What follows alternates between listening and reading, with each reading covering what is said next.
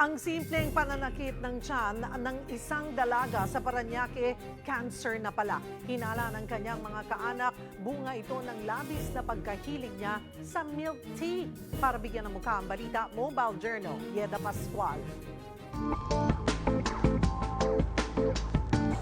Namimilipit sa sakit ng tiyan ang isang dalaga sa Parañaque. Ang sinisising dahilan ng pamilya, ang labis na pagkahilig nito sa milk tea.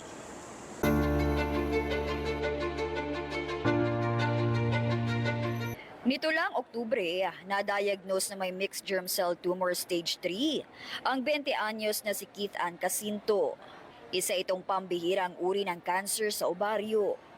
Kwento ni Luz Biminda, ina ni Keith, Enero nagsimulang makaramdam ng pananakit ng tiyan ng anak. Makalipas ang ilang buwan, kusa na itong nagpasugod sa ospital. Nag-ultrasound po kami ng abdomen niya. Doon po nila nakita na may bukol po siya sa ovary po na 18 cm po by 16. Tinapat sila ng doktor ang kondisyon ni Keith Ann, nangangailangan ng operasyon na nagkakahalagang 200,000 piso. Dahil kapos, nagpalipat sila sa Philippine General Hospital. Pero habang inooperahan si Keith para tanggalin ang malaking bukol sa kanyang ovaryo, nadiskubre na mayroon pang 2 bukol sa kanyang bituka na mas malaki pa. Ang sabi po sa amin is sa mga kinakain daw po, lifestyle ng bata.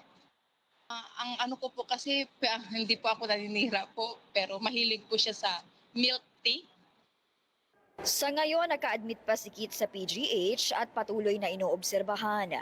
Kahit kasi tapos na ang operasyon, nakakaramdam pa rin ito ng pananakit ng tiyan. Sa mga nanonood to sa 1PH po, nananawagan po kami ng konting tulong para sa financial sa anak ko. Prayers yun po, napakalagi po pag prayers po. Kasi yun po yung kailangan po namin ngayon. Ang hirap ng pinagdadaanan po namin.